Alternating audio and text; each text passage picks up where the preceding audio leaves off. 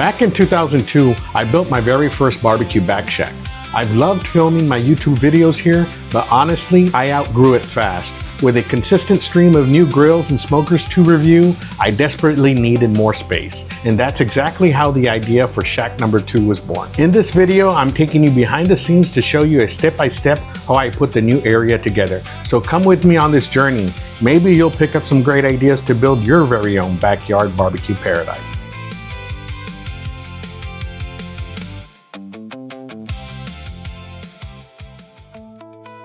There's something incredibly therapeutic about having your own backyard barbecue area. It's a great mental health reset, it's pure fun, and for me, it started back in 2002 with my first barbecue back shack. But as the channel grew, so did my arsenal of grills and smokers. So this area became the vision for my second back shack. My first concern was to get a roof on top to build around.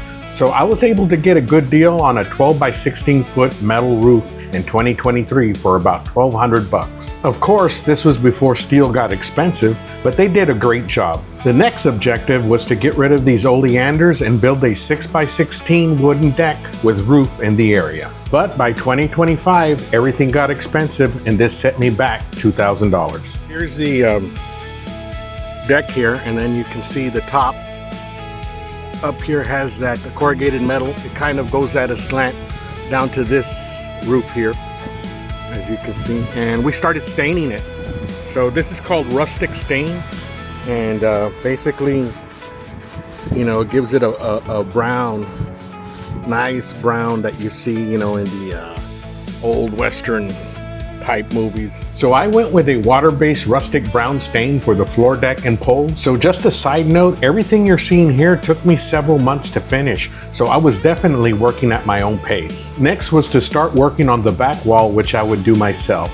So I cut several 2x4s and began staining to make the center wall. Just finished staining those boards brown and gray, and we're putting them right up here, just like the other barbecue back shack. With the center wall mostly done, next was the frame for the two side walls. My idea was corrugated metal on the bottom with some kind of opening type window on top.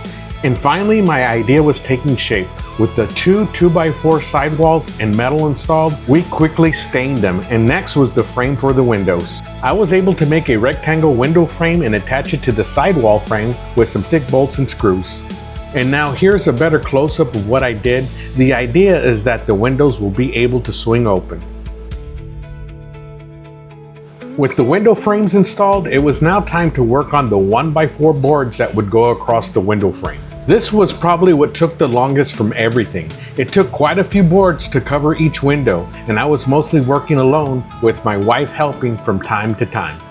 So here we got the brown, rustic brown boards that we're putting across, and here I was painting the carbon gray ones. Got a few more out there, and we're gonna start to put them up. Got the other side done already, and I'll show you in just a bit how it opens. If you notice, the left side window will be wider than the right side window. This is because the deck was built around the tree trunk, which made it difficult to center the wood post evenly. Now here I was trying to get an idea of how long the attachments for the window needed to be to hold it up. Luckily, I was able to find something. We're trying to get some castments to hold up the window there. Castments maybe out here in the edge so it can hold it up. Then we'll get the centerpiece set up there. The neon centerpiece was ordered from Helen LED Company based in the UK, and they did a fantastic job. Next were the centerpieces for the sidewalls, and I found these online that were perfect. I was able to screw them down to the boards running across the sidewalls. All the while, I was still pushing out content while I worked in between on the back shack number 2. This here was the first video I shot for Z Grills. If you notice, there's still light glaring from the top, which I would work on later. So check this out. What I do have here is some lid supports. I'm gonna actually put them, well, I thought about putting them here, but they're not that long, if you've seen.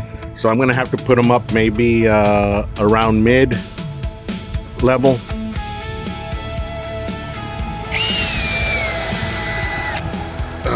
Okay, There it is. We got it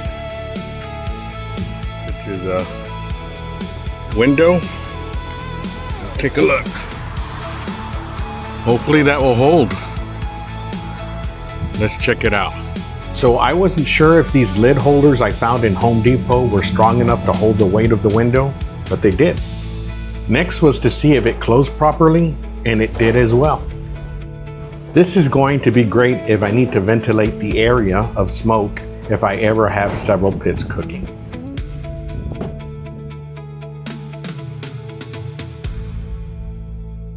Looking at this side, it's not going to open up as much because of that tree branch, but that's okay. We can at least get that amount open. That's good enough to let some air come in and out. So the lid holders also work for the larger window. Next was to build some side shelves that would go on the outer edge of both the side walls. I used some 1x6 boards for the shelves and some more corrugated metal for the back wall. This would also help in blocking some of that light glare coming from the side of the sidewalls. You can see the door hinges there and up there. So perfect, yeah. So now you can see the shelf. We just mounted it on with door hinges. You can see that we'll put like a door hook or something there. Kind of does block some of the sunlight coming in from the side there. You can see. The installed door hooks hold the shelf still if needed, and the shelf is perfect to stock the seasonings I use for the videos. As you can see, this gives me more reason to buy more seasoning. And so about this time I was shooting the Smoke Daddy Heavy D diffuser video, and things were coming along great. On the left side shelf, I used that shelf to hold some of my tools, my charcoal chimney, my big orange spray spritzer, my propane tanks and torches, and I found this tool hook at the Dollar Tree that worked out great. And the videos in the back shack continue during construction. This here is during the Bighorn Santa Maria grill video. I had just added the red LED lights that border the sidewalls, but they're more noticeable at night. By this time in late April, early May, the back shack was pretty much done, and my collection of seasonings continued to grow. The last addition was to run more crossboards on top to block out that light glare. This really helps get better shots during video shoots. And for those of you wondering what's in my steel box, I keep all my Bear Mountain Barbecue wood pellets, lump charcoal, and wood chunks in it. It works great. And on the opposite side is my wood pile. And yes, this is the same wood rack I reviewed over 2 years ago. It's held up great. Mesquite and post oak. And my two favorite woods for my offset smokers are mesquite and post oak, cut to about 2 by 10 inches in size. And so my good people, I hope you enjoyed this tour of my little therapeutic backyard barbecue area. More than anything, I hope it gave you some inspiration and great ideas to build a getaway of your own. As night falls around here, you already know that the smoke don't stop. I'm wishing the absolute best for you and your family this 4th of July holiday season. If you enjoyed the video, please show some support by liking, sharing, leaving a comment, and subscribing if you haven't already. Until next time, take care of yourselves and each other. We'll see you on the next one.